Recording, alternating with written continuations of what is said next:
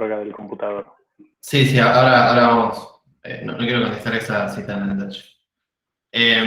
Bueno, bienvenidos a la primera clase de organización de datos. Mi nombre es Jorge, soy el profe.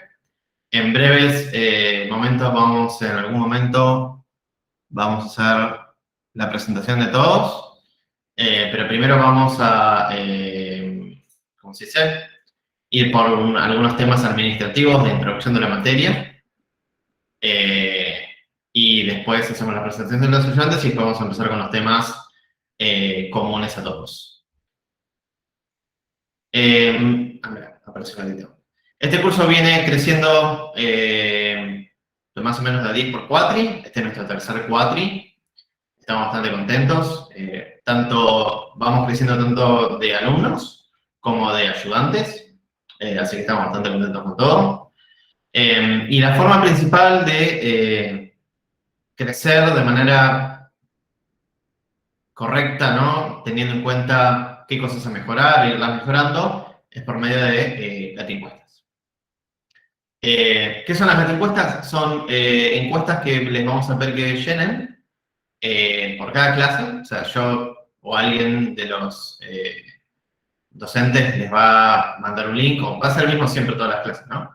Donde eligen la clase que quieren dar feedback y ponen qué tal le pareció la práctica, qué tal le pareció la teórica y algún texto libre de que quieran dar feedback, ¿no? ¿Por qué nos importa esto? Porque nosotros después, las encuestas son anónimas, ¿sí? Obviamente, lo único que pedimos es un respeto para que nadie tire alguna puteada, pero salvo eso, tenemos en cuenta todas los feedback que haya. Y necesitamos que esas encuestas valgan con una significancia estadística, ¿no? Si para una clase contestan, no sé, 5 personas, yo no se puede tomar esa clase como estadísticamente significante, ¿no? Necesitamos que al menos mínimo la mitad o la mayoría conteste la encuesta, como viene pasando, por suerte, todos los cuatris. Aproximadamente el 70% completa la encuesta, así que nos sirve bastante esos números. Podemos asumir que es la mayoría de la clase. Me encantaría que sea más alto ese número. Pero en base a eso, cada cuatri miramos desde varios aspectos, ¿no? Miramos el feedback en texto. De hecho, el cuatri anterior y el anterior, Javi Mermet, que es uno de los docentes, se encarga manualmente de leer todas las encuestas, por ahora porque somos... A lo sumo, en este caso vamos a hacer a lo sumo 50, así que se lee 50 o 100 textos y también nosotros los leemos aparte, los compacta o sea, los que digan más o menos lo mismo, los compactan y nos trae un informe, ¿sí? También Jan, que es otro ayudante que vamos a ver más adelante, lo vamos a ver en alguna de las clases, hará un reporte de cuáles son la performance con respecto a o sea, todavía lo van a ver cuando lo llenen el formulario, ¿no? ¿Qué te pareció la encuesta? Muy bien, mal, buena, regular, etc. En base a eso, también tenemos una métrica por cada clase y le damos bola a las clases que, por algún motivo, tienen peor performance y le echamos una lupa a ver qué podemos mejorar. Eso nos vino sirviendo. De vuelta, estamos en el segundo. Hicimos esto para la primera transición y nos resultó bien. Creo que eran las 2 clases que no nos daban muy bien los números. O sea, nos daban bien los números. Las 2 clases que nos dieron un poquito abajo de la buena performance de todas las demás clases, las pudimos mejorar un poquito. Ya sea, a veces es simplemente dar el mismo material de una manera un poco más distinta o más animado, o usar otras palabras para explicar lo mismo, pero dar un enfoque levemente distinto para que se entienda mejor, ¿sí? Y cualquier feedback es bienvenido, así que aprovechen esto que me parece que es muy interesante. Nosotros lo aprovechamos seguro. Aquí voy a poner el chat. Bien. Ahora vamos a... esto queda un poquito viejo, pero... Los primeros pasos administrativos. 1. Los que se inscribieron por el Siguaraní habrán recibido un mail y un fe de ratas del mail, porque lo mandé ayer en la noche y está con sueño. En el cual se describían todos las condiciones para cursar el curso, que llenaran por favor un formulario. De hecho, este esto ya no está más, sería enviado en el mail, ¿no? Después, ahora en breve vamos a ver un poco cómo es el régimen de cursada, ¿sí? Voy a explicar un poco las notas más enseguida, porque uno de los feedback fue que no se entendía mucho cómo se conformaba la nota final, así que vamos a tomarnos unos minutitos para explicar eso. En el formulario, sí, formulario de inscripción, régimen de cursada. Después tenemos el calendario. En el calendario, bueno, que ya encontraron el link al Meet en el calendario, vamos a cargar básicamente el horario es este, ¿no? El martes y miércoles. Y también tenemos una guía de ejercicio en la página web, ¿no? Que es esta de acá. ¿Qué más había que decir de esto? En el formulario de feedback de la encuesta, sí que lo vamos a mandar en el chat y también está en la página de la materia, creo, y que ahora tengo que actualizar las fechas. Van a encontrar la planificación esperada, porque por ahí pasa, uno nunca sabe lo que puede pasar, pero vamos a encontrar la planificación esperada con las fechas de cada clase, qué tema se va a dar en esa clase, ¿sí? Y la fecha. Sí, o sea, fecha y tema. En ese mismo formulario también puede dar feedback, y les pedimos que lo hagan, sobre parciales, ¿no? Entonces va a estar la fecha y que diga parcialito 1, o recuperatorio 1, recuperatorio 2. Incluso también está la fecha, todavía no, lo tengo que cargar hoy de la noche, pero va a estar la fecha de los ideales, fechas de promoción, y idealmente, si puedo, las fechas de final, ¿sí? Si me sale, porque ya es mucho más adelante, pero bueno, vamos a tratar de cargarlas. Así ya se pueden planificar ustedes. ¿Sí? Bien. Bueno, de hecho, si quieren podemos ver un segundito la página. Sí, tenemos varias secciones. Y podemos ver el régimen de cursada, etcétera, etcétera. Vamos a ver que voy a sacar esto, si no. Pero vamos a entrar en breves detalles ahora. Volviendo a esto. El único, estoy medio cansado, pero estoy re contento de estar acá, así que estoy esperando que el café me pegue. El único momento cuando me voy a poner serio es ahora, y vamos a tener cero tolerancia a las copias. Ya es el segundo cuatrimestre que hubo problemas en otras materias, por suerte no en esta, en especial en Física 1, me parece, donde ya se están tomando acciones disciplinarias para aquellos bueno, se copiaron, ¿sí? Que van desde suspensión hasta, bueno, cosas serias.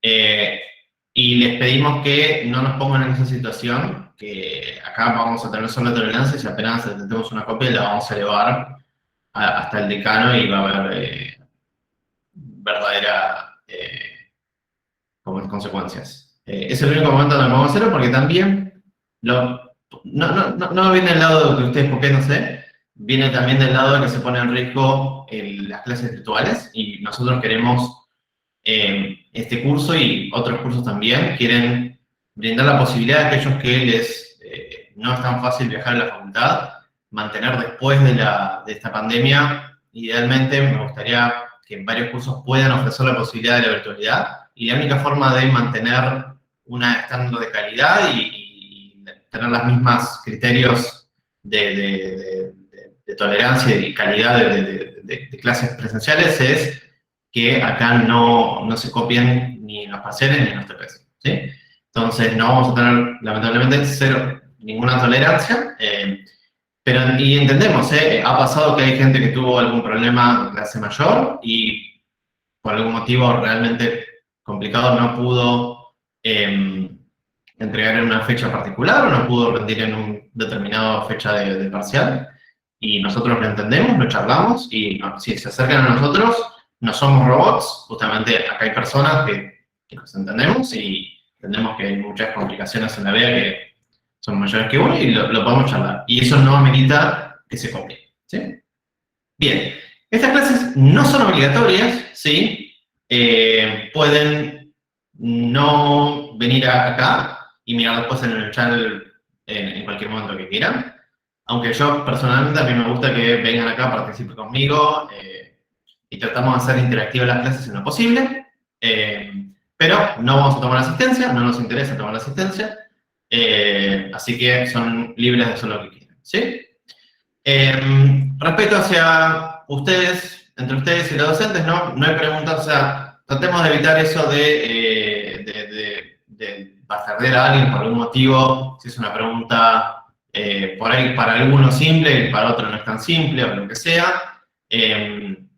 Tratemos de construir un ambiente de respeto y confianza, de que acá cualquiera puede hacer cualquier pregunta y está perfecta, y si es una pregunta completamente, no sé, perpendicular a lo que estamos explicando, nos encanta esa pregunta y decimos, che, charlémoslo después de clase y la seguimos charlando, porque la verdad acá siempre va a haber buena onda y me gustaría seguir, hubo buena onda en los anteriores cuatris, me gustaría que siga habiendo buena onda estos cuatris, y nada, me encantaría que esto siga siendo así. Bien, tenemos un Slack de la materia, en donde tenemos varios channels, uno general, uno de información, que vamos a ir explicando más en detalle después, donde pueden hacer también preguntas, tanto administrativas como de conceptuales.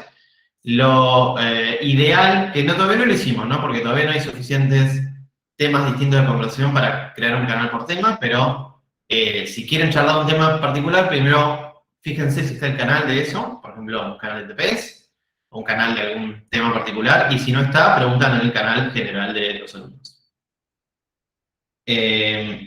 Facundo pregunta, ¿es martes clases prácticas y miércoles clases teóricas? No, los martes son noche de siluetas y los miércoles... No, mentira. Sí, la primera hora y media es teórica y la segunda es práctica, aunque no hay o sea, no necesariamente vamos a no mirar código en la teórica o viceversa, ¿no?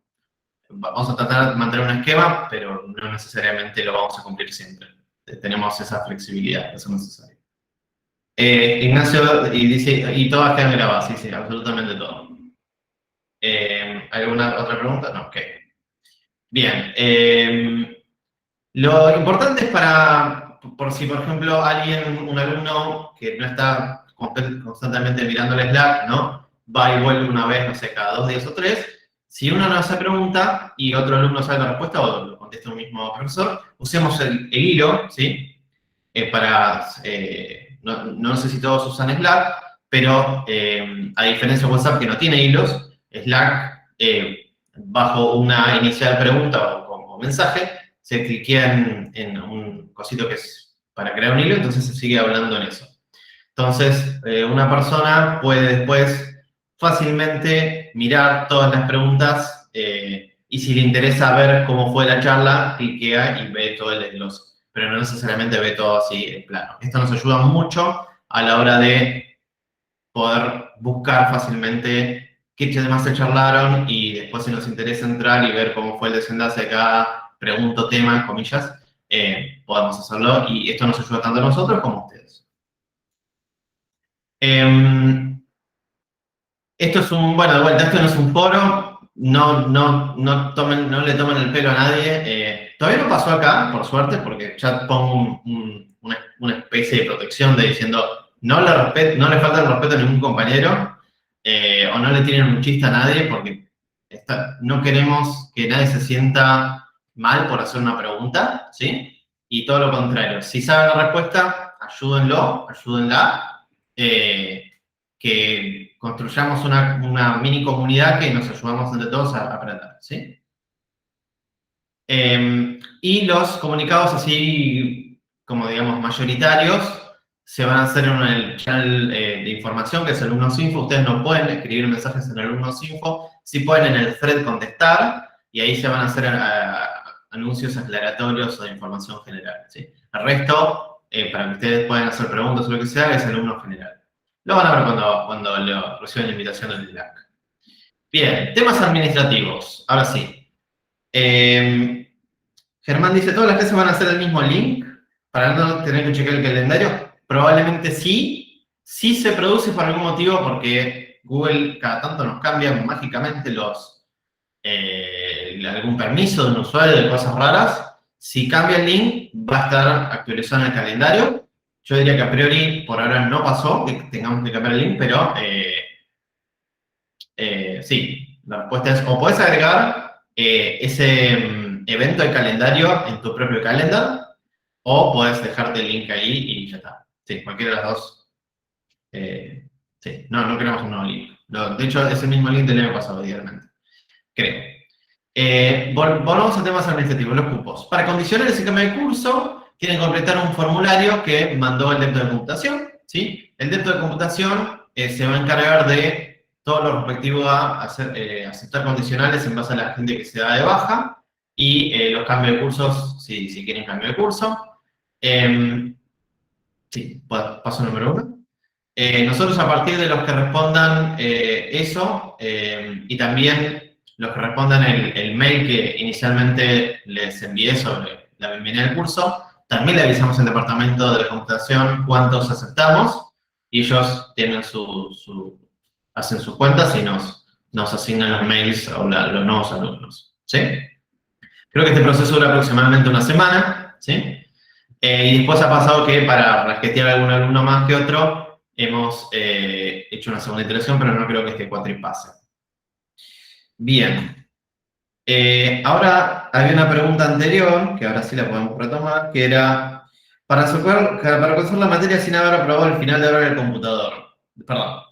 Hola, profe, dice Nicolás, ¿puedo cursar esta materia sin haber aprobado el final de hora del computador? La respuesta es no.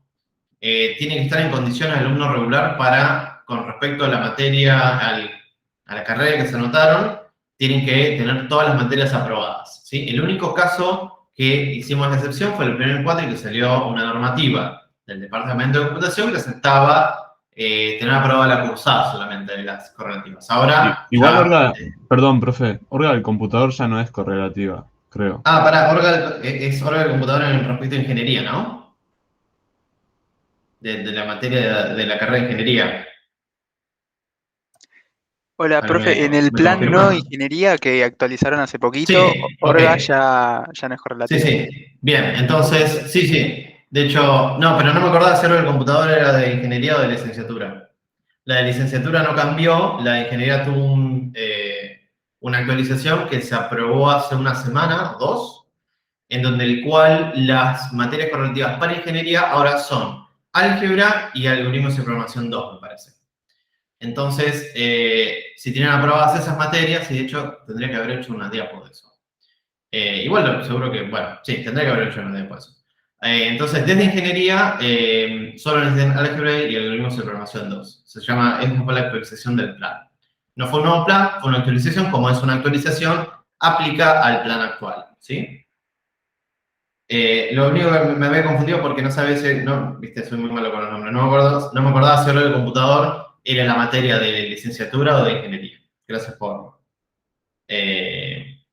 aclarar. Ahí está, Cristal me dice, no, en ingeniería la correlativa es la estructura del computador. Ahí está, por eso, ahí está. ¿Ves? Yo soy malo con los nombres, pero no me hagan confundir. Estructura de computadores en ingeniería, en la que ya no es correlativa. Ahí está. Y ahora el computador es de licenciatura que se sigue manteniendo. Y eso no cambia. Nicolás, bueno, la respuesta sería, Nicolás, si te anotaste desde licenciatura, la carrera de licenciatura no tuvo modificaciones, no tuvo actualización, y por ahora siguen valiendo, o sea, son las mismas que durante los últimos años. Si ahora el computador es justamente la de licenciatura, entonces lamentablemente no puedes cursar, y tenés que ir a romperle las quinotos al vos, para vos o para los futuros vos de los siguientes cuatris, a decirle al adepto departamento de alumnos y departamento de computaciones, che, ¿qué está pasando? Que por qué ingeniería ya tiene electrización y licenciatura no. Es una cosa que nosotros ya no manejamos, es un problema de que actualizan una y no actualizan la otra, ridículamente. Y el truco que puedes hacer es también pedir una correlatividad, si podés, que es lo que la mayoría hace. Igual, volviendo a esto. Entonces, resumen, actualización de ingeniería, no de licenciatura. Las de ingeniería ahora solo son álgebra y algoritmos. La licenciatura se sigue manteniendo y lamentablemente no podemos hacer nada. Bien. ¿Alguna pregunta más de eso? Gracias, Cristóbal, por la aclaración. Yo estaba diciendo cualquier cosa. Y Agustín también. Bien. Bueno, empecemos. Esto lo agregué ahora para tratar de explicar cómo se compone la nota. La nota se compone del parcial, ¿sí? Con nota va. Cuando se aprueba se pone 6 o más, ¿sí? 6 es el 60% del parcial. Este parcial se charla entre todos los ayudantes, llegamos a un criterio de corrección común, cada punto en particular, que es muy difícil de setear en un criterio general, lo charlamos entre todos. Esa nota está charlada entre todos y nos lleva un montón de tiempo. Pero estamos seguros de que esa nota que fue la pondría cualquiera de nosotros, ¿no? Como después de mucho sync. Después viene el TP, que el TP lo pueden hacer bastante mal y reprobar, entonces ahí pierden, o sea, ni siquiera puse el caso de que reprueban porque ya pierden la cursada, ¿no? Tienen que aprobar el TP, que se compone de dos partes, ¿sí? Y el TP puede o restarles un punto, o no restarles ni sumarles, o sumarles un punto, ¿sí? Para los que quieren seguir en el régimen de promoción, ¿sí? Bueno, vamos por partes. Después el promocional, para los que estén en condiciones de promocional, también lo pueden aprobar con a menos, o sea, restarle un punto, no sumar ni restar, o sumar un punto. Y para el final lo mismo, puedo restar un punto, no sumar ni restar y sumar un punto. Y eso es como se compone la nota. Si lo miran matemáticamente, este sistema en general les tira más nota estadísticamente que poner una nota por separado. Así que les conviene. ¿Cómo se promociona? Si sacan más de 7 en el parcial y tener aprobado en la parte 1 del TP, que es la parte 1 del TP, al ser un poco más complicada de corregir, solo está aprobado y desaprobado, ¿sí? Creo yo. Ahora no me acuerdo de nota. No, es aprobado menos y A, no tenemos A más. Y en la parte 2 del TP tenemos aprobado menos, aprobado y aprobado más, ¿sí? Para promocionar el 7, aprobado en la parte 1, aprobado más en la parte 2, y en el promocional pueden sacarse aprobado o aprobado más. Acá les sumo un punto si sacaron aprobado más, ¿sí? Y con esto, en realidad, ¿cómo se promociona, no? Ya automáticamente aprueban la materia. Alfonso dice, en caso de estar esperando la nota del final, tranquilo Alfonso, seguí cursando como si hubieses estado todo tranqui. Cuando tengas la nota, nos avisas, ¿sí? Felipe dice, el A menos del promocional, entonces te baja un punto y no promocionás. El A menos, ¿aprobás? Ah, de hecho no lo puse acá. No, soy un pelotudo. No, esto está mal. No, bueno, A menos. Gracias por la... ¿Ves? Esto lo hice de medio... No, si está aprobado, está aprobado. Ya aprobaste el promocional, ya está. Gracias Felipe. Esto tiene que estar chequeado con 70.000 ojos. Esto tiene que quedar claro, ¿no? Lo tenemos en la página, pero nadie lee la página, entonces lo tengo que explicar ahora con vos. ¿Alguien tiene alguna duda de esto? Juan dice, ¿el parcial será mínimo 8 o 7? Está incluido. Perdón. Vamos a hacer código así. Más o igual. Listo. ¿Alguna otra cosa de abogado que me está fallando? Yo quiero agregar que esta diapo fue agregada a este cuatri en base a comentarios de la encuesta, así que nada, realmente leemos la encuesta y trabajamos sobre su feedback, así que traten de llenar las encuestas todas las clases y al fin de la cursada también. Tal cual. Sí, de hecho, no lo expliqué. Sí, una consulta sobre el final. Sí, dame un segundo. Hay dos encuestas, ¿no? Las internas nuestras y después la del depto de computación. Llenen las dos.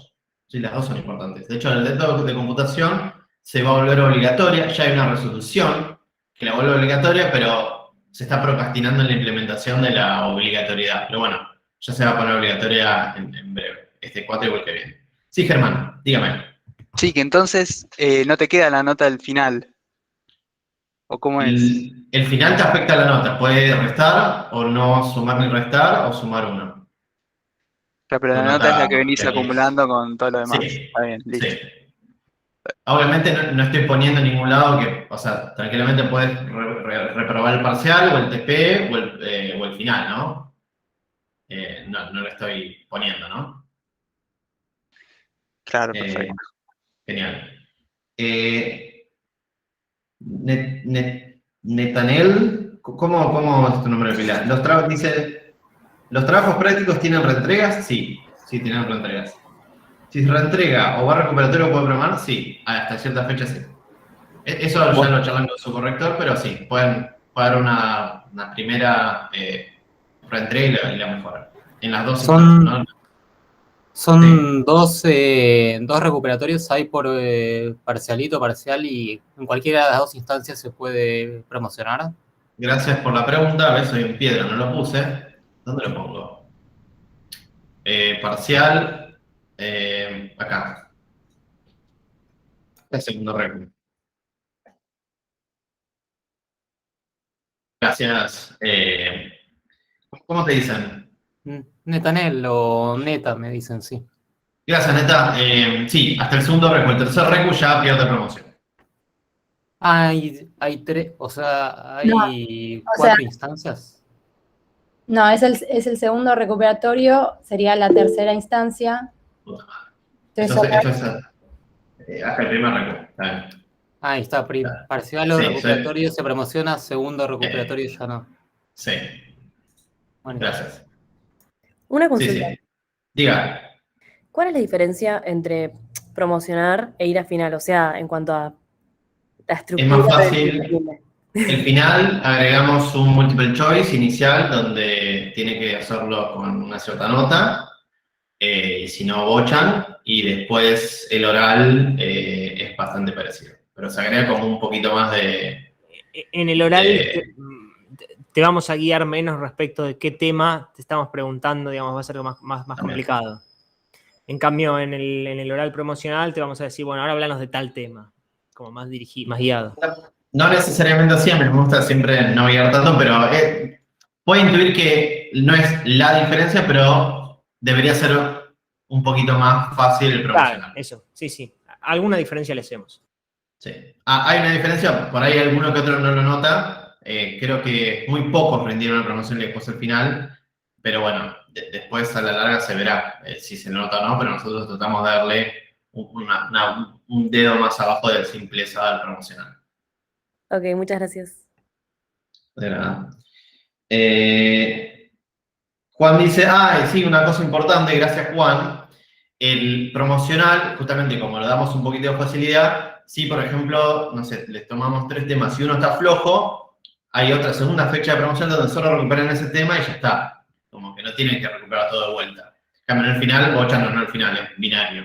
Y tienen que rendir todo de vuelta. Sí. Digamos, a mí me encanta que promocionen. Por favor, métanle las pilas para promocionar. No me interesa tomar finales. A nadie le interesa tomar finales. Así que tratemos de hacer promoción. Si pasaron el parcial y se sacaron 6, rindan la siguiente fecha, sáquense 7. No los quiero ver en la fecha de final. Me da una fiaca terrible. Aunque ya el 4 anterior tuvimos varios finales, pero bueno. La intención es que no es imposible promocionar. De hecho, más de la mitad promociona. Así que la idea es mantener eso y ver la menor cantidad de gente en final. Bien. Ok, sigamos. Acá vamos a presentar a los docentes. Sofía dice, ¿se puede volver a rendir parcial para subir nota? Sí. Si te sacaste menos de 7, ¿no? Si te sacaste, no sé, 9,25, yo te pego una patada en el tuje y vas a parar a la guardia. Sí. En especial porque sabemos que si le pones al TP, por ejemplo, de 9 con algo, ya sumas un punto y tenés 10. Así que no tiene sentido a los que se sacaron más de 9 rendir de vuelta, o incluso ya 8 la podés pelear. Bien. Para que esto me lo voy a poner acá abajo. Así tengo las preguntas. Bien, ¿quién se quiere presentar? ¿Empiezo? Dale. Bueno, yo soy Juan Manuel Ortiz, hay otro docente, Juan Manuel también. Yo soy JTP, yo vengo de Exactas, soy licenciado en computación y estoy terminando mi doctorado también en computación. Y en mi investigación me dedico a parte a lo que vemos en esta materia, ciencia de datos, aplicado a redes sociales y al lenguaje. Perfecto. Juan, ¿te gustan las mandarinas? Sí, estoy aprendiendo ahora a que me gusten más. La verdad que no las conocía tanto. Estamos medio en temporada, está terminando la temporada. Uno puede aprender a gustar las mandarinas. O sea, tenemos gente rara acá, ¿eh? Bien, gracias. Siguiente. Buenas, no sé si estoy acá, pero bueno. ¿Qué hola. tal, Alexis? ¿Cómo va? Bien, nada, Alexis, un colaborador más de la materia, haciendo el doctorado en ingeniería de software, por si a alguien le interesa. Algún tema de verificación, testing, arquitecturas, diseño, lo que sea. Y un poco acá en la materia, así que nada, eso. Genial, Alexis. El Squeak, ¿va con o sin azúcar? No, sin. Es un pecado ponerle azúcar. Le tenés que poner en un vaso grande 2 o 3 cucharadas, que es el fondo bien cubierto de Nesquik, que quede con mucho sabor a chocolate. El azúcar lo jode. No, ya se mirá, no, saltaron todos. No. Sí, bueno, tranquilo. ¿Qué pregunta hiciste? Siguiente. Olis, no sé, yo estoy terminando la ingeniería informática, no vengo de ningún lugar distinto y nada, no sé qué decir. ¿Qué tal? Bueno, es Jean, primero que nada. Eso, mi nombre, claro, yo soy Jean. Sí, es Jean. Jean, ¿ananá en la pizza?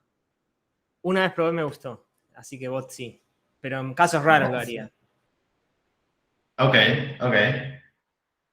Genial. Bueno, siguiente.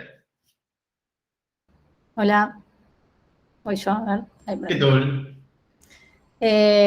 Hola, soy Sofía, soy ingeniera en informática, me recibí el año pasado y trabajo de desarrolladora de software. Genial, Sofía, muchas gracias. Acá no entiendo la pregunta, pero le voy a tirar igual. ¿Por qué los picapiedras celebraban Navidad? No, me hicieron una pregunta filosófica casi. No, acabo de entender. Antes Yo no voy a de decir. esto, mierda. Estás pensando como programadora, Sofía, ahí está el problema. Mierda. Tengo Estás una queriendo teoría. responderla preciso. Bueno, la teoría es que en el capítulo crossover con los supersónicos les enseñan a celebrar Navidad y por eso los picapiedras celebran Navidad. ¿Eso lo googleaste recién o de No. verdad sacaste la conclusión? Pero tampoco dudas, esa es mi teoría sobre... Tocaste Pero- un tema muy sensible para Sofi. Dios mío, pero esto es mind blowing. No entiendo. Wow. Ya hubiese dicho no sé. Bien, ok. Sí, es el cerebro detrás de toda esta operación. Después Bien. el paper. Sí, saca publicidad de viajes temporal al espacio. Ok. ¿Quién falta? Buenas. Javi. Estoy por acá, perdón, te interrumpo. Soy Javi, estudio ingeniería informática y trabajo como data scientist o machine learning engineer hace 2 o 3 años en AdTech principalmente. Genial. Javi, acá te están pidiendo ¿tenés algún consejo para balancear la facultad y el trabajo? Sí, renunciar o dejar la facultad. Le preguntaron a la persona más polar del planeta, así que sí, creo que la próxima tengo que... Estoy haciendo random puro, así que bueno. Ustedes me preguntaron, no sé. Sí. Bueno, acá que le vayan a gustar la respuesta es otra cosa. Bien. ¿Quién falta? Creo que falto yo. JS, ¿cómo va? ¿Qué tal, Jorge? Buenas tardes a todos, chicos, bienvenidos. Soy Juan Manuel Strauss. Estoy estudiando la licenciatura acá en la FIUBA. Trabajo como desarrollador de software. Y a ver con qué pregunta me tengo que improvisar. JS, ¿qué se puede hacer con 20 pesos? Comprarte un alfajor muy barato. ¿Cuál? Un grandote. De chocolate. Ok, mirá. Acá Agustín dice, no sé si alcanza, te están tirando de tiraguma ahí. Ignacio dice, Javi dice fulbito. Bueno, por ahí si volvés al pasado con los picapiedras, con $20 te comprás, con 20 pesos te compras la Patagonia, así que puede ser. Un Guaymallén sí, un Guaymallén simple sí. ¿Un Guaymallén va? Ok. Pero no de fruta. Perfecto. ¿Medio fruta? Ok. Bueno, por último voy yo. ¿Qué tal? Hola, soy Jorge. También vengo de la Facultad de Ingeniería. También doy, hace ya un montón de años, Algoritmos 2, por alguna me conoce de ahí. Y nada, la verdad un honor estar acá. Este curso se abrió hace de vuelta 2 cuatrimestres atrás. La venimos pasando re bien y queremos que ustedes la pasen re bien porque esto es una pasión. La mayoría de nosotros que estamos dando el curso trabajamos de esto o estudiamos bastante o seguimos estudiando hoy en día. ¿No? Hay un montón de cosas que todavía no tenemos una más pálida idea de cómo funcionan. Así que tratamos de transmitirle, aparte del conocimiento, nuestra pequeña pasión, nos interesen. Camilo no está acá, ¿no? Me está faltando Camilo. Está Agustina. Sí. Ah, ok. Dale, voy a tirar una pregunta para mí y vamos a Agustina. La explicación, no tengo idea quién es, Loki. ¿Mate amargo o amargo? Bueno, esa no es una pregunta, pero bueno, vamos a asumir que elijo el segundo amargo en vez del primero. ¿Qué más? ¿Quién? Agustina, ¿qué tal? ¿Se ve? ¿Me veo? Sí. Hola, soy Agustina. Yo la cursé el cuatri pasado a la materia. Yo estoy estudiando ingeniería en informática. ¿Qué tal, Agustina? ¿Preferís que los estudiantes prendan la cámara en clase? Obvio. Siempre tienen que prender. Suma puntitos. Okay. ¿Suma puntitos? No, realmente no suma nada. Pero a Agustina le gusta, ¿eh? Agustina, si le quieren caer bien a Agustina, cuando esté, no sé, por acá, pongan la cámara si quieren. Pero no forzamos a nadie a prender la cámara ni a pedir por voz. Esto ya para no ofender a nadie. Me gusta, porque a veces tiro un chiste y históricamente mis chistes a veces no se entienden y se entienden mal. Bien. ¿Falta alguien más de los ayudantes? Creo que... No. Mile, no está, ¿no? Mile creo que no. Creo que está de viaje. Bueno, igual dejamos la lista acá. Acá llegué, dice Camilo. Bueno, cuando venga Camilo y... ¿Camilo está o no está? Vamos a buscarlo. Camilo... No está. Cuando vengan después, en otro momento, le preguntamos por esta lista. Bien, sigamos. Y de vuelta, gracias a todos por la buena onda en las preguntas. Bien, vamos a empezar, tema introductorio de la materia, ya vamos a ponernos el sombrero de profesor o lo que sea, y vamos a preguntarnos qué es un data scientist, ¿no? Y no hay una definición formal, vamos a aclarar esto, de hecho, cada empresa tiene una pequeña variación, pero vamos a tratar de dar una idea general y en base a esa definición seguir adelante, ¿no? Porque si no podemos avanzar nada. Un data scientist debería ser capaz de obtener, interpretar y procesar datos, o sea, es decir, el nombre, data scientist, ¿no? Es, muchas veces, y gran parte del laburo es, antes que aplicar machine learning así a lo bestia y hacer que los robots nos dominen, es primero agarrar un dataset, que se llama un set de datos, ¿no? Y empezarlo digamos, a cocinar, por así decirlo. Es decir, interpretar qué datos hay, procesarlos, incluso filtrar los que no van. Obviamente, esta línea así, este renglón tan simple, son varias clases que vamos a ver, y de hecho la primera parte del TP va a ser literalmente esto, agarrar un dataset, interpretarlo, procesarlo, posiblemente filtrar algún que otro dato que no tenga sentido, llegar a conclusiones y explicar en una forma de historia el dataset que hay, ¿sí? Y se usa mucho esto, ¿no? En una empresa, ustedes se sorprenderían, pero la mayoría no tienen la más pálida idea de cómo se comportan los usuarios o cómo pasan las cosas dentro de un programa, y a veces un data scientist agarra los datos y los explica, ¿sí?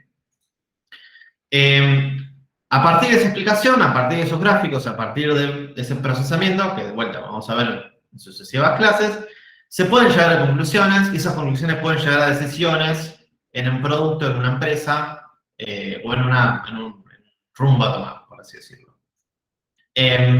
Y adicionalmente, a partir también de esos análisis, se construyen soluciones por ahí a veces simples, determinísticas, ¿no? En código común, o a veces soluciones más complejas, donde ya el código tradicional, que van a ver en la mayoría de las otras materias de la facu, se queda corto, ¿sí? Después de un cierto, tiene un límite, ¿no? Y nos adentramos en aplicar soluciones de Machine Learning, o similares, estadísticas, para solucionar estos problemas.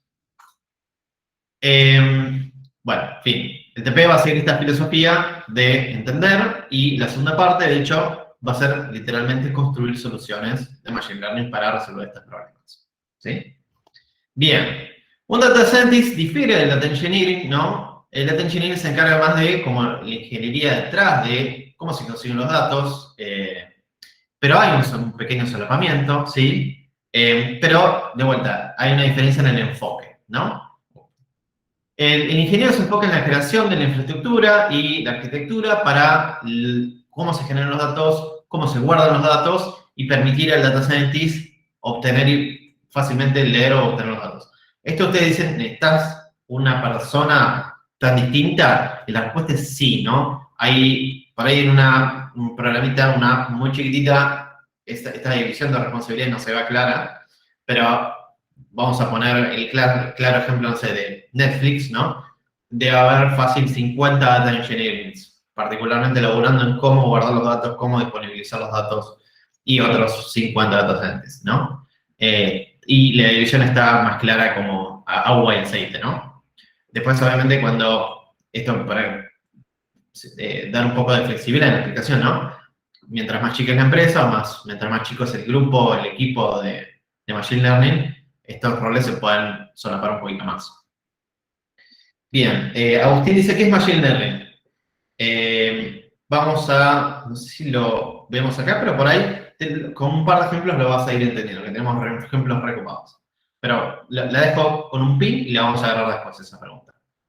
El científico de datos, en cambio, se enfoca en la interpretación, análisis de los datos y construcción de soluciones, ¿no? De Machine Learning. Bien. Hay un diagrama de Venn que supuestamente trata de explicar que para hacer data science necesitas un poquito de distintas cosas, ¿no? Necesitas un poquito de computer science, necesitas un poquito de matemática, no mucha, pero lo suficiente para poder entender las cosas. Y también necesitas un poco de dominio del negocio, ¿sí? Porque a veces, cuando llegamos a una conclusión, a veces lo tenemos que explicar de cierta manera distinta según a quién estemos explicando y sobre qué estemos trabajando. Si tenemos un set de datos de cierto tipo o de cierta procedencia, por ahí lo tenemos que explicar de forma distinta. Esto es por ahí todavía muy genérico, pero síganme el hilo.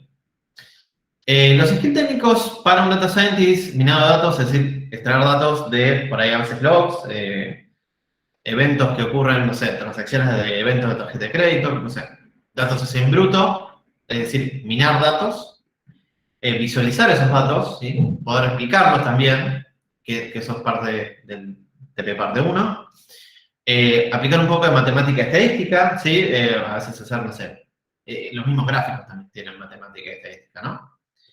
Y luego aplicar soluciones de Machine Learning. Y también a veces, bueno, la mayoría de las veces es poder usar o entender que hay distintas plataformas para correr todos estos procesos, ¿sí? Amazon y Google Cloud son los más conocidos, hay otros más, donde ofrecen ya un set de herramientas pensados para ciertas etapas que mencioné anteriormente. Que no las vamos a ver acá, pero sepan que existen. Hay dos tipos de científicos de datos. Los generalistas, que tratan de conocer todos los tipos de, comillas, problemas de Machine Learning a resolver, ¿sí? Tiene un conocimiento superficial de todas las áreas, puede tocar odio, por así decirlo, y puede encarar inicialmente un problema a resolver. Y puede también a veces diseñar inicialmente un primer approach para resolver el problema, ¿sí? Le hablas sobre cierto dominio y entiende los términos técnicos más usados, y sabe los conocimientos y técnicas iniciales para resolver el problema, ¿sí? Después tenemos el especialista, donde decidió, en vez de, digo generalista, lo podemos dar ejemplos, pero por ejemplo un generalista puede saber de clasificación de imágenes, trabajo con serie de tiempo, trabajo con sonido, trabajo con, por ahí, videos, trabajo con texto, trabajo con eventos, que no necesariamente es ninguno de los anteriores, y así trabajar con, no sé, formación de genes, grafos, hay muchas áreas distintas, y un generalista por ahí le interesa conocer todos y poder ser capaz de aplicar soluciones para una empresa de distintos, o sea, saber cómo solucionar cada problema que se le presenta enfrente. Y a veces los especialistas se tratan de entrar a un área y decir, bueno, mi área es NLP. Vamos a ver qué es NLP en una de las clases. Tenemos una clase NLP que es trabajo con texto, ¿no? Y es mi área, yo sé, no sé, vamos a poner un ejemplo, no sé, 8 años que laburo con texto y hacen su carrera en esa área y gracias a eso pueden tener una ventaja, bueno, sabe para esas áreas todas las ventajas y desventajas, el state of the art, y sabe todas las últimas tendencias, ¿no? Vamos a ir para así. Recomendaciones profesionales para ahora cuando, o sea, si deciden meterse a laburar de data scientist, igual a veces estas recomendaciones son medias agnósticas a esto en particular, ¿no? No casarse con ninguna herramienta o lenguaje, ¿sí? De lo que podemos asegurarnos es que las cosas siempre cambian, así que tengo una mente abierta.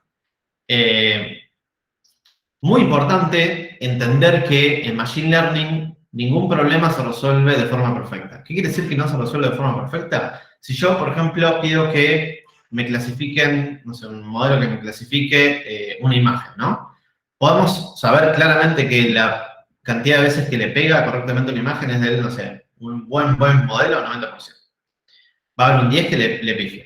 Si diseñamos un programa, un producto que no da espacio al error de eso, la usabilidad por ahí no sirve para nada. ¿Sí? Esto yo lo veo un montón de veces cuando las personas piensan que esto es como un código tradicional de código, que código, una solución determinística de código común, de otras materias, por ejemplo, es, bueno, agarrar, dividir por 2 y devolver el resultado. Y no piensan que puede fallar o devolver un resultado que no es exactamente la división de por 2.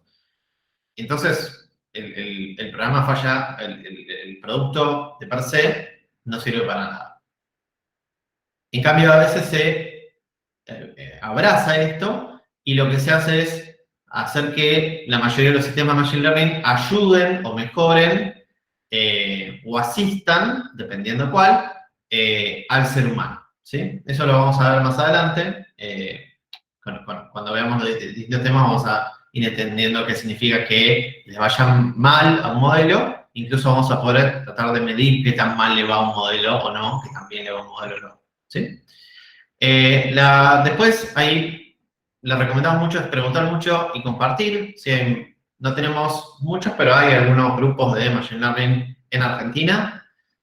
Hay muchos, después otros cursos, incluso eventos de Machine Learning en Argentina, en América Latina, y a veces, justamente con el tema de la virtualidad, básicamente muchas convenciones se abrieron al público de forma gratuita.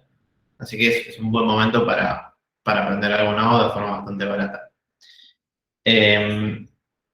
Y este es un comentario así de mostrar el trabajo de alguien. No necesariamente publicar es publicar un paper, es, no sé, hacer un blog y hacer el trabajo hecho, porque eso da una buena imagen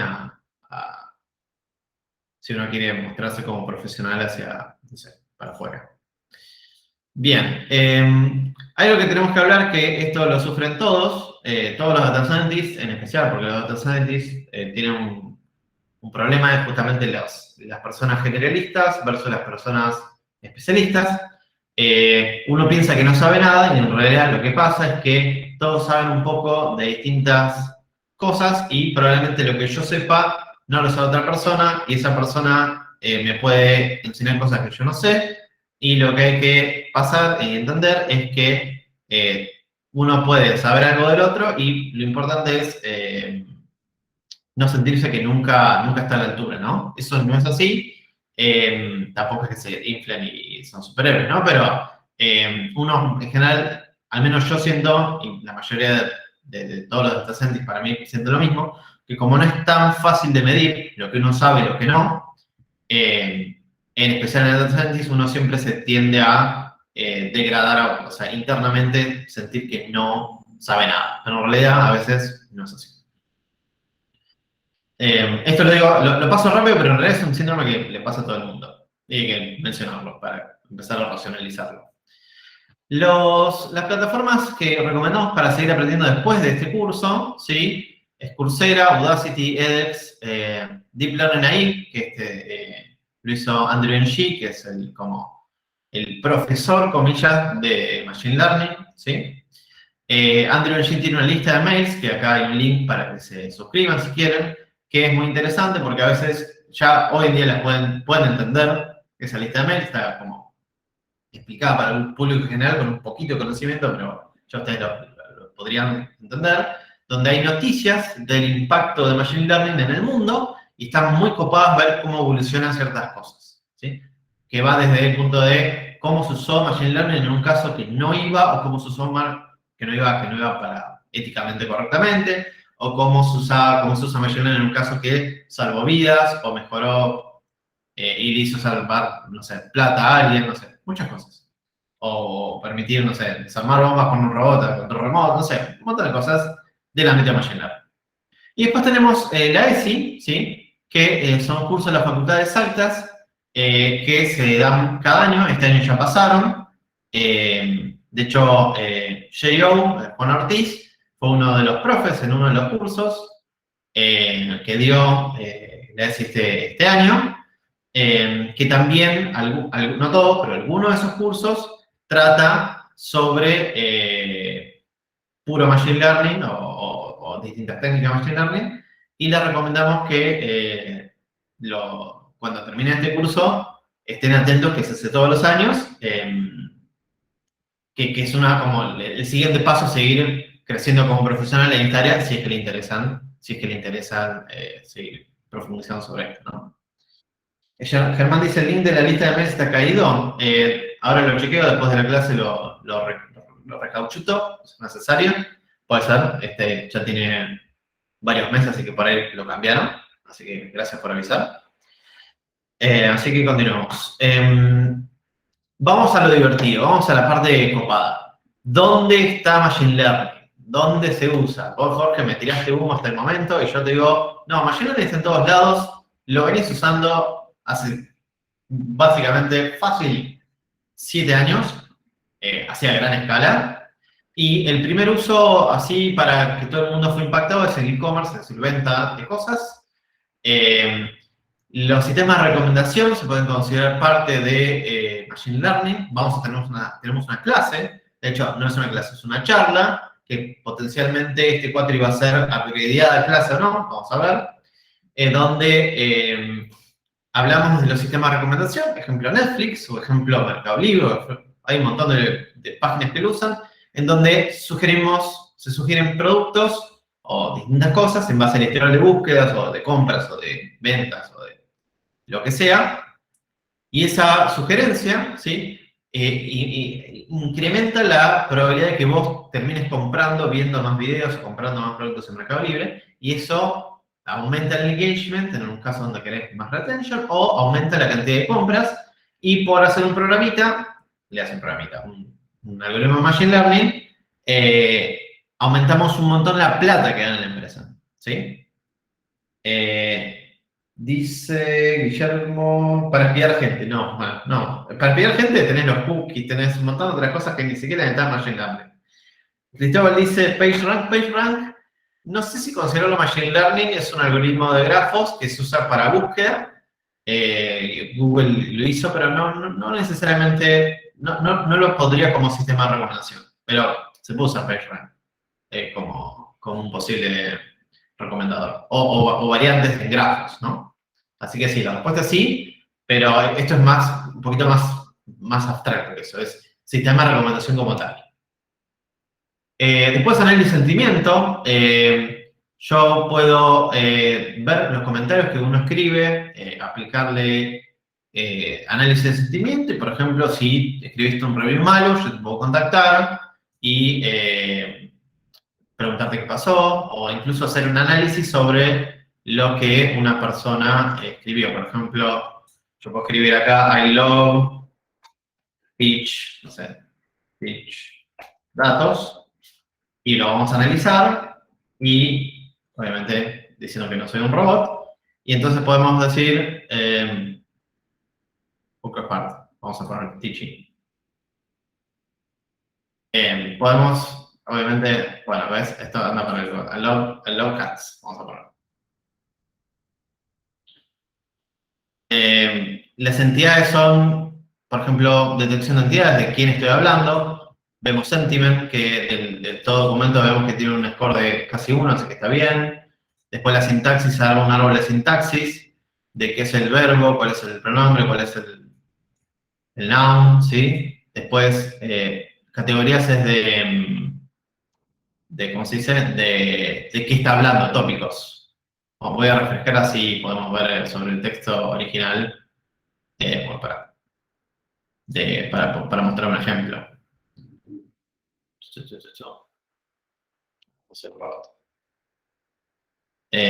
Podemos ver las categorías, es qué tópicos habla este texto, ¿no? Acá está hablando de, no sé, Google. Entonces habla de internet, de telefonía o cosas mobile. Después, bueno, lo mismo. Y en este caso, por ejemplo, una frase grande podemos ver cómo se desglosa toda la sintaxis. Y esta sintaxis a veces puede ser usada por otro sistema para desglosar o entender más el texto que se escribió. ¿Sí? Eso es uno de los ejemplos que ya se usa hoy en día. También se usa para modelar perfiles de cliente o calcular el precio en base al comportamiento de los clientes y predecir precios, por así decirlo. También para detectar si se envió información personal o no. En especial, a veces esto se usa mucho con respecto al GDPR, que es la ley que sacó la Unión Europea, donde uno no puede guardar información personal de una persona, y a veces usamos, por ejemplo, esto para ver si hay una entidad no sé, si hay un número de teléfono, si hay, no sé, algún número, y se sacan los números para no guardar información que identifique inequívocamente al usuario, ¿sí? Guillermo dice para analizar los TPs y parciales, sí, también podríamos usarlo. Así que hay un montón de usos. Después, también se usan mucho en envíos y logística para optimización. Acá dejo un videíto. También en salud, donde esto ya entramos en clasificación de imágenes, donde de hecho tuvimos una charla el cuatri pasado, donde generaban radiografías de huesos artificiales. Era una cosa hermosa, mágica, casi de mentira, ¿no? En este caso estamos viendo que clasifican posibles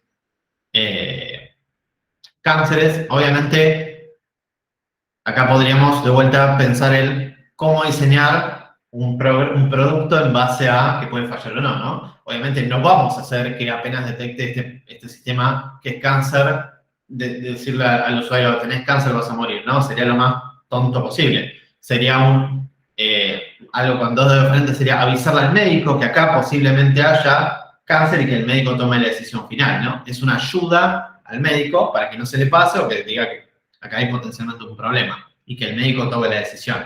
Y un sistema muy, muy bien diseñado podría recibir el feedback después del médico diciéndonos, sí, efectivamente era cáncer o no, te equivocaste. Y ahí ir mejorando, ¿no?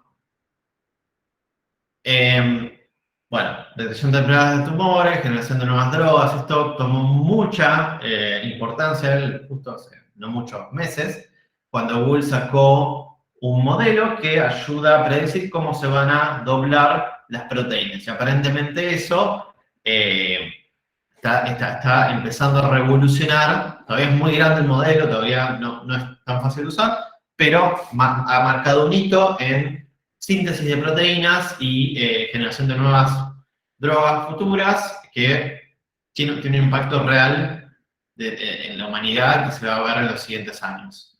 Esto es... no tengo tanta información para explicar lo importante que es este descubrimiento que se fue haciendo. Acá, J.O. nos puede, si quiere, explicar un poco cómo hizo para detectar coronavirus a través de la voz. Siempre me quedo risa por este segmento.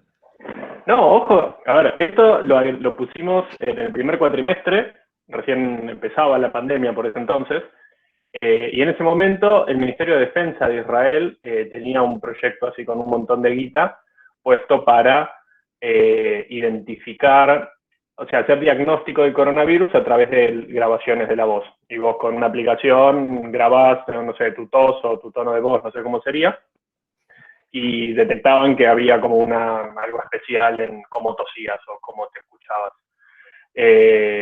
Eso de Israel no sé bien en qué quedó, pero ahora hay un proyecto argentino que está buscando hacer lo mismo. Es más, a mucha gente que tuvo COVID, le mandaron por alguna de las aplicaciones, no sé, de provincia, ciudad o de dónde, que grabes tu voz si querés, para generar un dataset para poder entrenar un modelo que lo haga. Mira vos. Sí, yo por ejemplo vi otro que era detección de coronavirus a través de una foto del iris, pero como no me convenció la explicación ni lo puse como ejemplo, pero digamos que hay aplicaciones de Machine Learning en salud, nos quedamos cortos con tan pocos ejemplos, pero bueno, sepan que existe. También se usa en psiquiatría, de hecho hay varios challenges o concursos de Machine Learning donde les muestran, por ejemplo, te muestran el diario de una persona hace 5 años y te piden que predigas si esa persona va a tener trastornos psicológicos en el futuro.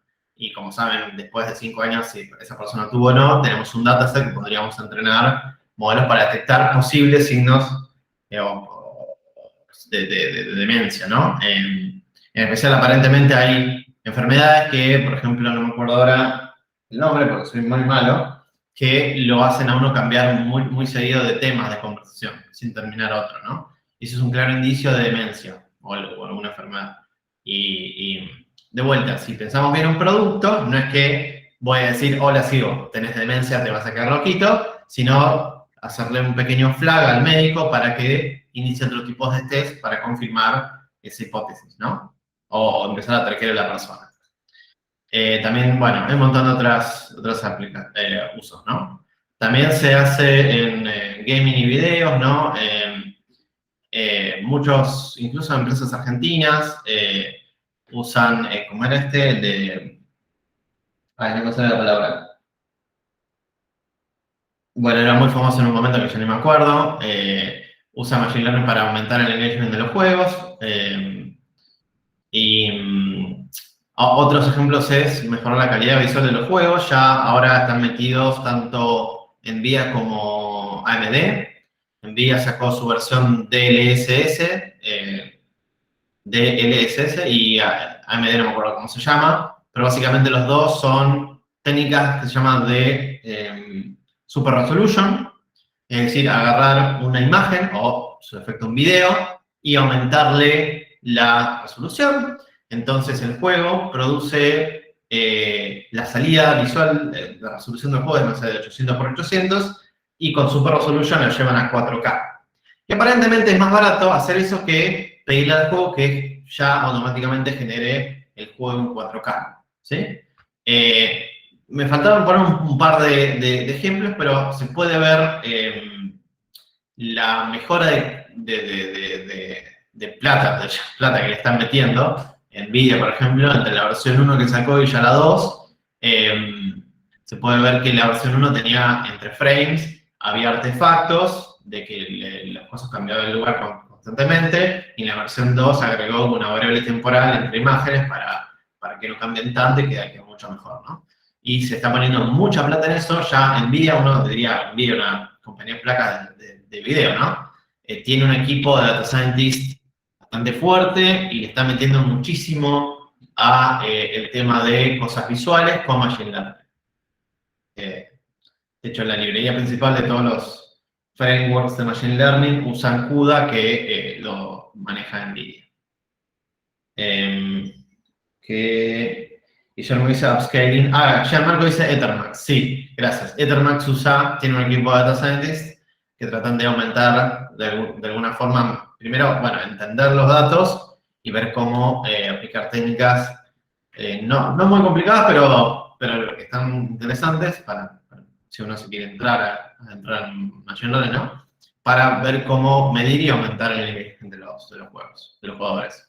Le hace un ejemplo de preguntas, ahí está. Es ver qué preguntas, no sé, potencialmente, no sé, un producto que se me ocurre, es ver qué pregunta tiene más engagement que otra pregunta, ¿no? Es predecir el engagement de una pregunta, algo así. Bien, Gianmarco dice, además te permite entrenar un solo modelo para todos los juegos. Sí, supongo que por ahora. Después por ahí, eso puede variar, ¿no? Pero bueno, sí, muy interesante. Puede también, tranquilamente, y ya, de hecho ya hay varios videos muy divertidos de gente entrenando bots para el Counter o bots para el GTA, donde les enseñan a manejar con distintas técnicas. Algunas son muy triviales, otras son ya más complejas, y los agentes juegan dentro de un juego sin en realidad entender lo que pasa, ¿no? El Machine Learning como que es adentro son cuentas, ¿no? Así que por ahora no tienen conciencia propia. Felipe dice, haber hecho un bot del Dota que le ganaban los mejores, sí, era el AlphaStat. También el AlphaGo, que era para jugar al Go. De hecho hay un documental en Netflix de AlphaGo, que se lo recomiendo, que fue muy divertido. No habla de mucha Machine Learning, pero está interesante como el impacto cultural que el mejor jugador de Go tiene cuando empieza a perder con un algoritmo de Machine Learning, cuando justamente todos los anteriores eran realmente malos, y este viene y le da una paliza terrible. Bien, ¿qué más? No sé qué dice. No sé, hay un link mágico. Acá, perdón. Incluso YouTube, ¿no? Te da ya utilidades para elegir qué etiquetas, bueno, un montón de cosas de video. Acá no sé si puedo usarlo directamente, no. Pero bueno, ya hay un ejemplo es YouTube que te elige automáticamente la imagen del video a mostrar, que supuestamente el algoritmo decide que ese va a darte más clics después. También otras aplicaciones es energía, ¿no? Bueno, para ahorrar tiempo pero básicamente es parecido a la logística, es optimizar y minimizar riesgos, optimizar ganancias, ser más eficiente, minimizar riesgos. Después en el turismo, se crean perfiles de viajantes. Esto es más, por ejemplo, Despegar, tiene un equipo de data scientist bastante grande, donde se elabora bastante con el tema de los viajes, crear perfiles de usuarios, incluso depende, no me acuerdo si era Despegar o algún otro, que te podría llegar a cambiar el precio del pasaje en base a la probabilidad que tenías de comprarlo o no. Le hace siempre entren en una segunda vez en un navegador incógnito por las dudas. Se optimizan rutas aéreas a veces. En la seguridad, por ejemplo, acá podemos ver un ejemplo de un algoritmo de clasificación en un parque, no me acuerdo qué parque era, donde detecta indicios iniciales de humo, potencialmente un incendio, entonces da alerta temprana a los guardaparques para que vayan a verificar, ¿sí? Después, Google, por ejemplo, hay un montón que dan distintas, como se dice, APIs para... Acá le voy a pasar una foto de gatitos para que me la clasifique. Y podemos ver que esta API de Google me clasifica cada gatito con una cajita y me clasifica todos los gatitos con una probabilidad de hacer gatito de, y me pone cada cajita, ¿no? De 97, 95, 88 y una probabilidad de que eso sea gatito, ¿sí? Después me pone como label sobre la foto, ¿no? Gato, felino, es un carnívoro, whiskers, no sé qué, whiskers que tiene bigotito, no sé. Es small, específico, small to medium size cats, dale, y así, bueno. Después detecta a veces logos en una foto, propiedades de los colores, esto por ahí no necesariamente es Machine Learning. Y después también clasifica de qué categoría es la foto, si es para adultos, si es una foto médica, si contiene violencia la foto. Es muy interesante a veces usar distintos atributos de una foto para incluso por ahí hacer profanity filter, ¿no? Filtrar fotos que no tengan violencia o incluso a veces se usa mucho para el texto, ¿no? Pero, filtrar texto que tenga alguna incitación a la violencia o comentarios racistas o comentarios discriminatorios, ¿sí? Se usa bastante. ¿Cómo lo tengo con los links, después, por ejemplo, este es un video de YouTube que lo muestro porque la primera vez que lo vi, este nunca lo pude checar si de verdad funcionaba o no. No me parece luego que funciona, pero bueno, acá podemos ver que usan un dron para detectar que hay un caño que está un poquito abolladito. Y nada, y tiran humo de que pueden detectar tuberías, entonces lo que uno haría es programa un dron para que haga siempre el mismo recorrido y si ve una tubería rota, levanta una alerta que obviamente no es tu planta va a explotar, salís corriendo, no es mandar a un ingeniero a verificar que la tubería esté bien o no, ¿sí? Este lo pusimos acá, detección de incendios. Y después hay un montón de más aplicaciones. Por ahí Juan quiere comentar algunas de redes sociales que tuvieron alto impacto mediático. Sí, si querés ese caso, creo que está en la otra slide. Este era como un paneo general de que se usa en los deportes, en el agro, en la política, en las finanzas. De hecho, Camilo, cuando venga Camilo le vamos a preguntar cómo usa drones y Machine Learning para el agro. Después, no sé, sí, hay un montón de cosas.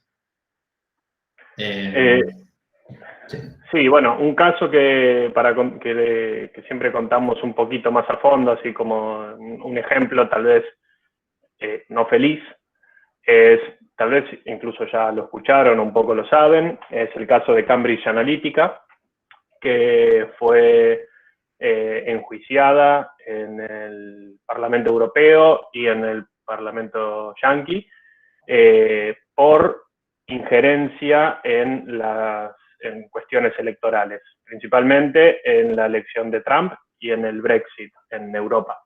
Lo que hicieron fue básicamente a través de aplicaciones de Facebook robar información de muchísima gente, o sea, te pedí acceso a tu información y a la de tus amigos para vos usar un jueguito, y así con un poco de gente que la usó tenían millones de datos de todo el mundo.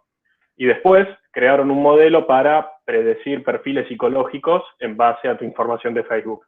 En tu información de Facebook vos tenés tus cuestiones demográficas, ¿no? Sexo, lugares, fecha de nacimiento, dónde vivís, etcétera. Pero también tenés a qué grupos pertenecés, qué páginas te gustan, etcétera.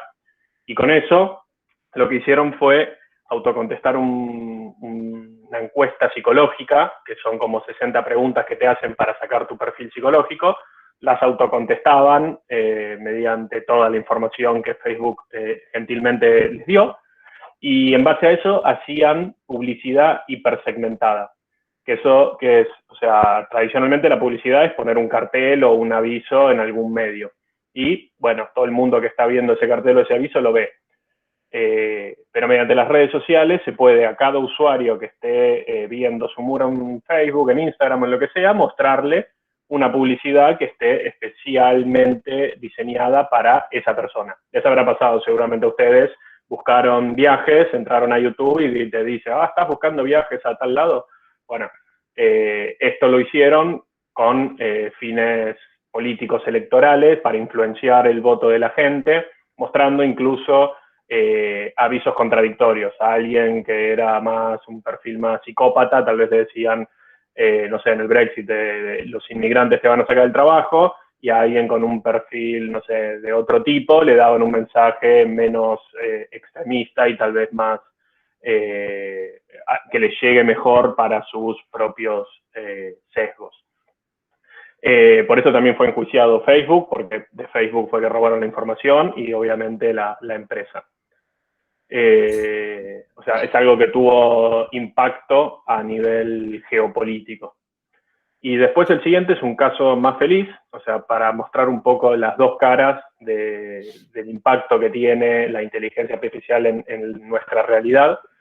Hacia el final de la clase vamos a discutir un poco más y ahondar un poco más en esto de qué puede producir lo que nosotros hagamos. O sea, la idea es que si ustedes terminan esta materia puedan dedicarse a esto y que, bueno, sean conscientes de que tiene un impacto grande y puede ser bueno o malo. En este otro caso, Jorge un poco ya lo comentó, el de la foto es Diego Slezak, es un investigador de CONICET, fue mi director de tesis de licenciatura, y él lo que hizo junto con otro equipo de científicos es el modelo que contó Jorge para predecir brotes psicóticos. En base a desgrabaciones de encuestas de pacientes psiquiátricos de un psiquiátrico de Estados Unidos, pudieron predecir con una performance mucho mejor que la de los humanos, psiquiatras, con experiencia y todo. Es más, muy buena, 90-95%. Si esa persona estaba por tener un brote psicótico en los próximos 3 meses. Y ese modelo, primero que te cuantifica algo que hasta ahora no era cuantificable por las cosas médicas. Cuando vos haces un estudio de sangre te dice tenés tanto colesterol, lo que sea, pero en cuestiones psiquiátricas era muy difícil poder cuantificar eso. Y eso, además de permitir cuantificarlo, permite accionar tratamientos para, obviamente, intentar prevenir el brote psicótico del paciente y que tenga una mejor salud mental. Nada, son estos dos casos como para contar algo un poquito más en detalle y más concreto. Genial. ¿Querés seguir vos, Diego? Sí. Bueno, y otro aspecto es, bueno, ¿por qué es que la inteligencia artificial, machine learning, ciencia de datos está teniendo una explosión reciente, ¿no? Tal vez, no sé, ustedes son más chicos, pero esto hace 10 años no se hablaba, no tenía la popularidad que tiene ahora, que se habla en medios no de informática, sino de cualquier otra cosa. Cuando, sin embargo, toda la teoría que hay detrás de esto, que lo vamos a ver un poco en la materia, es de gente como la que vemos en las fotos del siglo XVIII. O sea, es más, la teoría de Bayes, el teorema de Bayes, es algo súper usado en Machine Learning y es una teoría de principios del siglo XVIII. ¿Por qué? Es que recién ahora esto está teniendo tanto impacto. Ahí en las otras diapositivas vamos explicándolo. Bueno, ahí vemos el crecimiento, esto es Google Trends, es cómo evolucionó la búsqueda de cada uno de estos temas, Machine Learning, Data Science, cosas que están muy relacionadas, y se ve que a partir de 2015 es que tiene así como una explosión grande. ¿Y eso por qué es? Por varios motivos, básicamente por el avance tecnológico, pero en la otra diapositiva lo empezamos a explicar mejor. Uno de ellos es que estamos atravesando lo que se conoce como cuarta revolución tecnológica. O sea, la primera fue Revolución Industrial 1, Revolución Industrial 2, las habrán visto en el secundario o en CBC. Después está la que se conoce como Revolución Tecnológica, que fue Internet y la computación.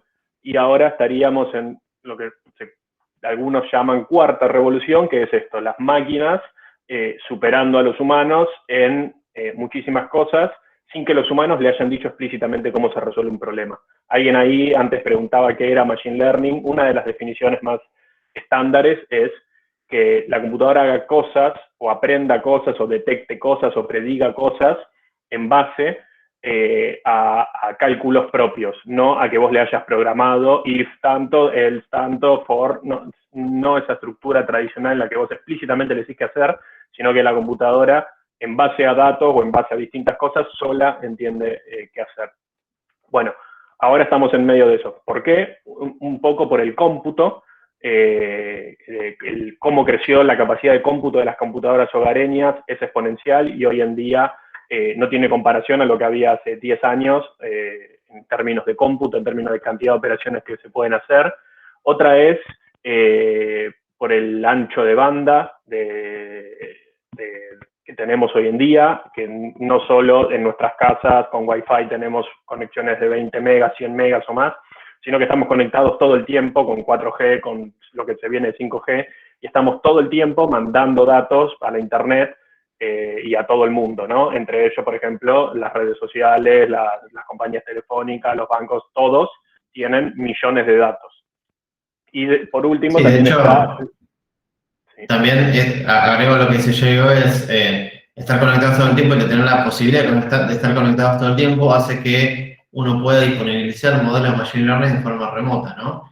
Gran parte, ahora digamos que hay una tendencia, justamente Juan dice, a miniaturizar, incluso los mismos circuitos empiezan a tener instrucciones particularmente de inteligencia artificial, ¿sí? O sea, particularmente diseñados para hacer correr un modelo de forma óptima, ¿sí? En adición, y hasta hoy en día, la mayoría de los modelos de Machine Learning están disponibles mediante Internet, y eso es gracias a que nuestro celular está conectado todo el tiempo y podemos acceder a modelos de Machine Learning, o nos sirven, o usan modelos de Machine Learning mediante la conectividad, ¿no? Claro, y bueno, y que estemos tan conectados todo el tiempo hace que haya montones de datos, porque vos estás generando datos desde que abrís la aplicación para ver Twitter, hasta tu celular solo está todo el tiempo mandando tu geolocalización y millones de datos que se están autogenerando. Tanto es así que hoy en día, por año, en un año se generan más datos de lo que toda la humanidad generó hasta el 2005 o por ahí más o menos. Es tan masiva la generación de datos por la banda ancha y por el otro factor que es el almacenamiento de los datos. O sea, hoy en día se almacena en la nube, pero ¿qué hay detrás de la nube? Están discos de petabytes que antes no existían. Antes, ustedes tal vez ni habían nacido, pero en principio del 2000 se guardaba en disquetes. Y te podía guardar, no sé, creo que eran 20 megas, una cosa así. Hoy en día, en tu casa vos podés tener todos los libros de la humanidad digitalizados y te entra tranquilo. Entonces, teniendo una capacidad de cómputo gigante, teniendo una cantidad de datos gigantes, podés aplicar estas teorías en la realidad. Porque ¿cuál era este problema? En la teoría era muy lindo, pero en la práctica era inaplicable porque tenías que hacer una cantidad de cálculos que no los podía hacer ni una persona ni una computadora en ese entonces. Hoy tenés los datos y tenés la computación en las casas de las personas. O sea, no solo lo puede hacer Facebook y Google esto, sino que lo pueden hacer ustedes mismos.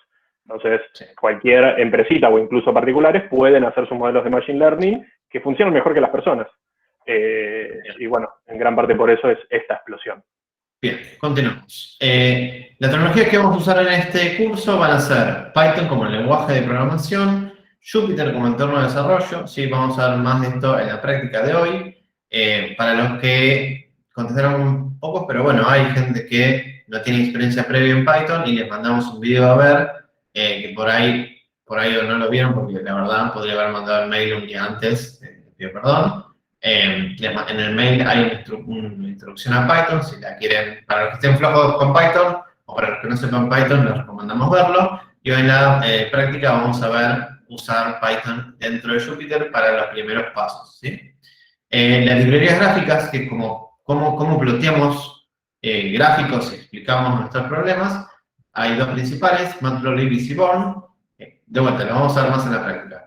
Y las librerías Machine Learning que vamos a usar va a ser sklearn y TensorFlow, ¿sí? Para que sepan, hay otras librerías también populares que no vamos a ver en la materia, que son R como programa principal. R sirve bastante para cosas estadísticas, reportes estadísticos, ¿sí? Y tiene una muy buena librería gráfica que la verdad, el espejado que también está ggplot en Python, se lo pasan por arriba, ¿no? La librería gráfica de R. Y después también tiene algunas librerías de Machine Learning como Carrot, Tidyverse y Shiny, ¿no? Pero no las vamos a ver en este curso. Sepan que existen, y como en el enfoque no se canse con una sola herramienta, depende del caso, por ahí estas son mejores para casos, por ejemplo, como reportes estadísticos de índole compleja, ¿no? La metodología para que idealmente recomendamos para atacar problemas Machine Learning es entender el problema, recolectar datos, procesar los datos, explorar los datos, es decir, básicamente te pega una parte 1, analizar los datos y comunicar los resultados también. Comunicar los resultados también va a ser, perdón, ahora que le digo, va a ser también parte del TP1. El TP1 va a tener una exposición oral, o sea, primero van a codear y hacer cosas en un Jupyter Notebook y como entregable de eso, aparte del código, van a hacer una exposición que vamos a explicar más adelante cuando expliquemos el enunciado del regla. Por último, quiero hacer un pequeño introducción de un temita de estadística que no quiero explicar matemáticamente, o sea, esto es para los que saben estadística, pero les quiero, esto nos queda para como, empezar a introducir ese tema, de qué es la correlación, ¿sí? Como último tema de la teórica de hoy. Dos variables están correlacionadas entre sí cuando la variación de una afecta a la otra, ¿sí? Cuando no están correlacionadas, las dos se mueven de forma independiente. Podemos verlo de alguna manera como una correlación positiva, si tenemos dos variables y cuando una sube, la otra también. Esto es una correlación positiva. No necesariamente tiene que ser en la misma magnitud siempre, pero tenemos que ver que hay un patrón de subida cuando la otra sube, ¿sí? Después, el inverso puede ser una negativa, que es cuando una sube, la otra baja. Léase, estas figuras son para, no necesariamente tiene que ser de esta forma calcada, ¿sí? Pero la idea es que cuando una sube, la otra baja. Y sin correlación es que una, por ejemplo, en este caso sube y la otra sigue oscilando y no hay una correlación evidente, ¿sí?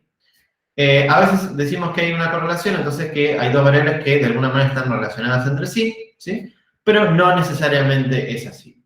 De hecho, hay lo que se llama, y hay una página entera de correlaciones espurias, ¿sí? Que tratan de explicar que una correlación no es causalidad. Es decir, que una variable esté correlacionada con otra no quiere decir que una variable afecte a la otra en la vida real, ¿sí?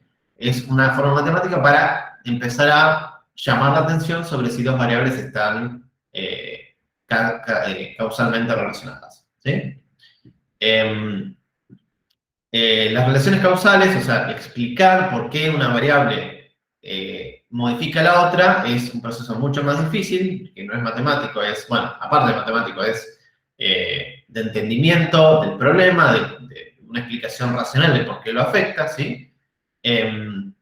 Y las correlaciones pueden ocurrir por otros motivos, sea una tercera variable o directamente no tienen nada que ver y pasa.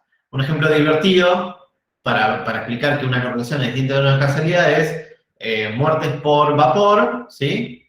Y la edad, muertes por vapor y objetos calientes y la edad de Miss América, ¿no? Y podemos ver que una relación que acá cuando uno sube, el otro sube, ¿sí? No es la misma magnitud, pero hay una correlación bastante alta y obviamente no tiene sentido alguno, ¿no? También, por ejemplo, el consumo de queso por cápita y la cantidad de gente que murió enrollada en sus propias sábanas. O sea, tranquilamente sabemos que no tiene correlación, pero uno matemáticamente ve esto y la correlación es muy alta, ¿sí? Porque los dos están subiendo, los tienen formas similares, o sea, pero no necesariamente acá, por sentido común, sabemos que no hay una causalidad entre las dos, ¿sí? Acá Jean dice, causalidad tampoco implica correlación, exactamente. Bien, no, esto lo vamos a... El formulario lo completan cuando terminamos la parte práctica de hoy. Bien, con esto terminamos la parte teórica, nos excedimos por 6 minutos, no estamos tan mal. Vamos a hacer un intervalo de 10 minutos, si cortamos la grabación y volvemos en 10. ¿Alguien quiere tirar alguna pregunta antes de terminar de grabar por ahora? Yo miro para abajo porque acá tengo los chats.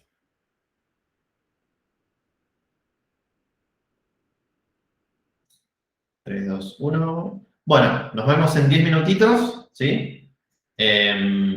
Y